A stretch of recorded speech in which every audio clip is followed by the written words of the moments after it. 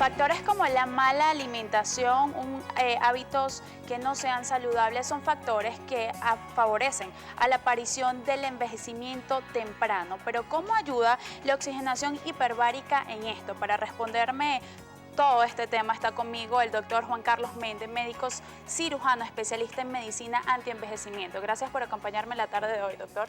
¿Cómo estás, Oriana? Muy bien, gracias. Doctor, quisiera saber qué pasa. Todos conocemos la importancia del oxígeno, pero ¿qué pasa cuando no llega el suficiente a nuestro cuerpo, a nuestros órganos?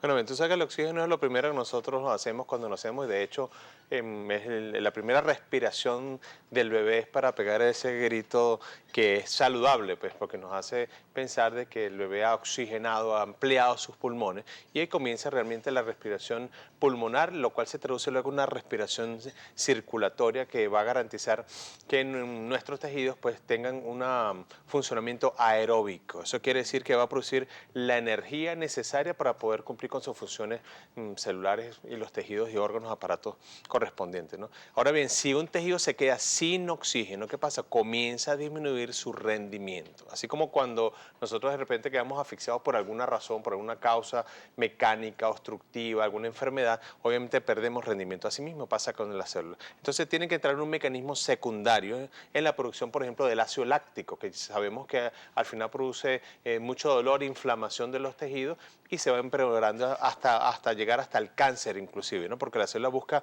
un mecanismo de supervivencia donde ya no puede utilizar la respiración aeróbica, sino anaeróbica. Entonces nosotros buscamos en medicina antienvejecimiento prevenir esos procesos degenerativos. ¿Qué nos podría indicar que quizás algún tejido de nuestro cuerpo no está suficientemente oxigenado? El dolor. Cuando hay dolor, definitivamente hay hipoxia. O sea, falta de oxígeno en nuestros tejidos. Y por eso nosotros los médicos buscamos garantizar la circulación, la respiración y la entrega de ese oxígeno a nuestros tejidos, o sea, dado esas condiciones. Ahora, bien, si hay un tejido, por ejemplo, que está inflamado, que la separación entre el vaso sanguíneo y la célula es muy grande porque hay edema, porque hay líquido, entonces la presión pasando de oxígeno disminuye, por lo tanto esa célula comienza a sufrir. ¿Cómo sufre?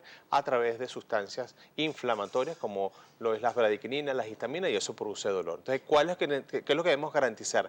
Que el oxígeno, así como la comida, los alimentos llegan a nuestra casa, garantizar que haya suficiente para que la célula pueda funcionar normalmente. Entonces, ¿qué papel juega la oxigenación hiperbárica como alternativa para mejorar esto?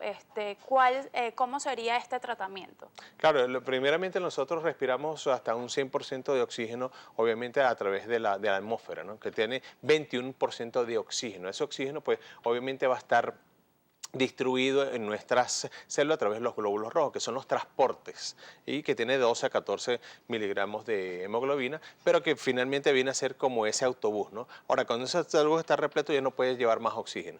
Entonces, si hay una deficiencia, por ejemplo, de hemoglobina, porque hay una anemia, por un trastorno circulatorio, porque hay una inflamación, ese oxígeno no va a llegar adecuadamente a nuestros tejidos y hay un sufrimiento. ¿Qué hacemos con medicina hiperbárica? Yo siempre digo que cómo es más fácil llegar al centro de Caracas, por ejemplo, con un autobús, con nuestro vehículo o en mototaxi. Entonces uno dice, bueno, obviamente te vas a entrar a los carros en mototaxi y eso es lo que hacemos en medicina hiperbárica, llevar atómicamente el oxígeno en el plasma sanguíneo, que normalmente no va ahí. Entonces va atómicamente como una molécula de oxígeno, como un átomo de oxígeno y va a llevar a presión el oxígeno a los sitios que más lo necesitan. Entonces, donde hay dolor, donde hay inflamación, donde hay degeneración, el oxígeno hiperbárico garantiza que la célula recupere su funcionamiento normal. ¿Existiría alguna contraindicación para aplicarlo? Claro, hay contraindicaciones absolutas y contraindicaciones relativas. Por ejemplo, si hay un problema de obstrucción de las vías respiratorias superiores, una gripe, rinitis, obviamente la presión hiperbárica es como estar en un avión. Cuando vamos en el avión hay presurización y eso hace que podamos romper los tímpanos. Entonces se producen los traumatismos pues, de esto, ¿no? Y hay otros que son muy relativos, ¿no? Que son, por ejemplo, personas que tienen claustrofobia, por supuesto, a la cámara hiperbárica, ¿no? Donde hay dos tipos. Hay uno que son las monoplazas, donde una sola persona se introduce con una camilla, obviamente hay unas ventanas, o las multiplazas, donde hay varios asientos, como si fuera un avión, y la gente pues se pone una mascarilla y es un poquito más cómodo. Doctor Méndez, quisiera saber cuál es la duración de esta terapia.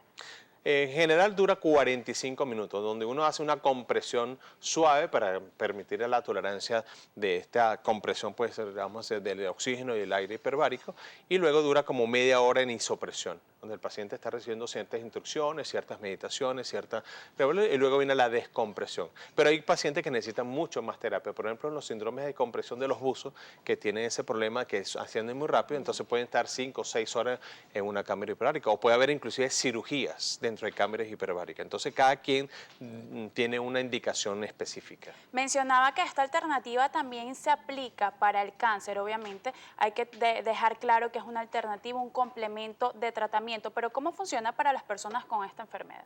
Claro, en los casos de pacientes con cáncer, pues nosotros recomendamos como un coadyuvante en el tratamiento, porque esta célula ha entrado en una fase anaeróbica, o sea, que decir que no respira adecuadamente. Si nosotros logramos que esa célula pueda respirar, la célula se puede reconvertir en una célula normal, pero si no, ese oxígeno es tóxico para las células cancerosas. Entonces, en este caso, lo utilizamos paralelamente con sus oncólogos, tratamientos de quimioterapia, radioterapia, cirugía, obviamente para garantizar que las células normales aguanten ese producto inflamatorio de todo este tratamiento bastante fuerte para los pacientes con cáncer, pero ayudamos a que también sea tóxico para las células cancerosas. Doctor, ¿sus vías de contacto?